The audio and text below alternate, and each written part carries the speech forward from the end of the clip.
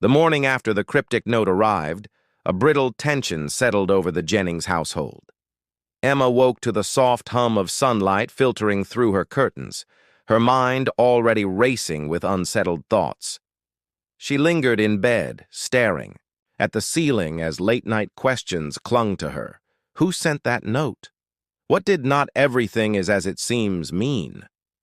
She swung her legs over the edge and padded across the room, her socks muffling on the carpet. In the hallway, a single footprint lay in chalky white. No, not chalk, flour. It trailed from the kitchen. Emma frowned and followed it. In the kitchen, she found Sarah at the sink, water running while her hands trembled around a chipped porcelain mug. Steam curled upward, masking the worry in her eyes. "Mom?" Emma whispered. Sarah turned, brushing a loose strand of hair behind her ear. The footprint ended by the cupboard, a fine dusting of flour along the edge of the door. Sarah's breath caught. "I must have knocked the bag last night." She forced a smile, but her voice cracked. Emma watched her mother close the cabinet with a little too much force. Downstairs, in the garage, Mark was in his usual spot, half kneeling by the toolbox, half absorbed in his work. Emma paused at the threshold, tempted to retreat, but moved forward instead. "Morning," she said softly. He glanced up, his eyes clouding for just a second before he regained composure. "Tough night?" he asked, mouth almost too concerned. Emma shook her head. "Just couldn't sleep." He offered her a thermos of coffee with a tilt of his chin. She accepted, lingering in the dusty gloom. His hand brushed hers briefly. Neither spoke of the note, though both had seen it. That afternoon at school, Emma found her thoughts scattered. In art class, Mrs. Calder assigned a still life sketch, a vase of sunflowers. Emma's paper stayed blank. Her eyes kept drifting to the door, as though expecting someone to burst in and reveal everything at once. She clenched her pencil, pressed it down, then let it hover. The bell rang. She packed her bag, ignoring classmates who chatted about weekend plans. Outside, the air smelled of autumn leaves and gasoline from passing buses. Emma leaned against a lamppost and stared at the trembling branches above, her chest tightening. Meanwhile, Sarah doubled over bills at her desk. The letter from Mark's company lay unopened beside the mortgage statement, demanding nearly double what they'd anticipated. Mark hadn't mentioned any trouble at work. Sarah rubbed her temples, her vision blurring. She'd been keeping secrets, too, about the money, about the fear that gnawed at her. Behind her, on the wall, someone had tacked an envelope addressed to S. Jennings. She stared at it, heart pounding. She'd found the same handwriting on another mysterious letter weeks ago and thrown it out, but now the threat felt closer. She knew she should call Mark, but he was late, unreachable by phone. That evening, Emma returned to find Sarah sitting at the kitchen table, the letter torn open. She looked so small, hunched over the torn paper, that Emma's heart clenched. "Mom!" Emma approached. Sarah folded the letter, hands shaking. Emma caught sight of a phrase. "Evidence will surface, no matter how deeply it's buried." Emma's pulse spiked. "What is it?" Sarah pressed her lips together, blinked back tears. "Nothing for you to worry about." But Emma saw the curve of fear in her mother's neck. Upstairs, Mark stood, at the threshold of Emma's room. He held a manila envelope. Emma's breath caught. "I found these in the office," he said quietly, stepping inside.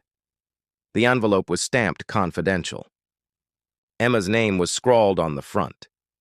Her hands shook as she took it. Inside, photographs spilled out. Emma at the art gallery last summer, her hair pulled back, smiling at strangers. But there were more.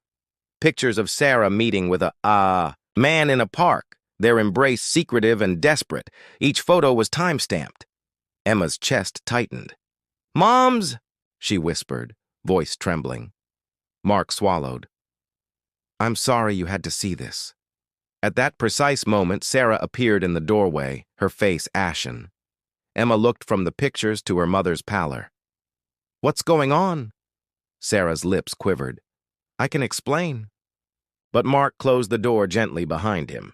In that hush, the fragile trust Emma had in both of them cracked. She backed away. "Explain what?" Sarah's eyes filled. "It's not what you think." Over the next days, the house felt like a cage. Emma's eyes darted whenever Sarah and Mark whispered in the hallway. She caught Sarah leaving the house at odd hours, suitcase in hand, only to turn back at the last second. Mark spent more and more nights at the office, or so he said, arriving home with rumpled suit jackets and excuses. The tension bristled like static electricity.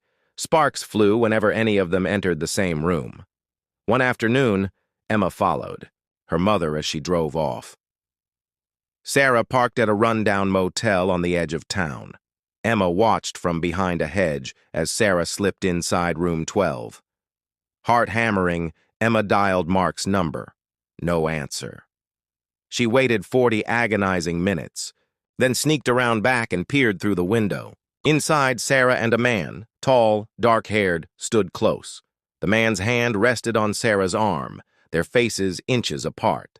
Emma gasped. Her breath hitched.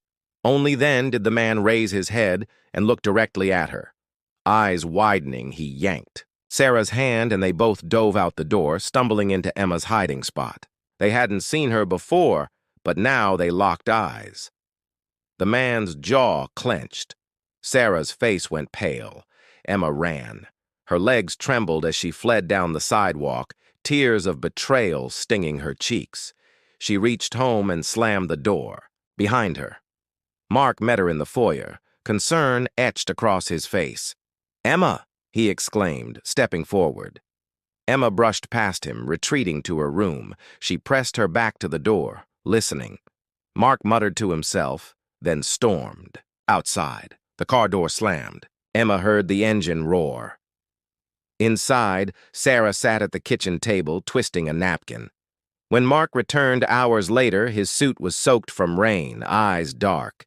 He didn't speak. He simply reached the table, sat, and stared at Sarah until she looked up, tears trailing down her cheeks. Emma crept in, heart pounding, unwilling to be invisible any longer. "What is happening?" she demanded. Mark stood, tension coiling in his muscles. "Your mother," he said slowly, "has debts, huge ones, and she thought she could fix it that way." He nodded toward Sarah, who shook her head vehemently. "No, it wasn't like that." Emma crossed her arms. "What way?" Sarah's voice was small. "I borrowed money from a man I used to know." She swallowed. "But it wasn't supposed to go this far. I never meant to." She broke off, shoulders shaking. "I was desperate." Mark's voice was steel. "Desperate got us into this mess." That night, Emma lay awake, the house creaking around her. She felt torn, between love for her mother, gratitude to her stepfather, and rage at their betrayals. Sleep eluded her.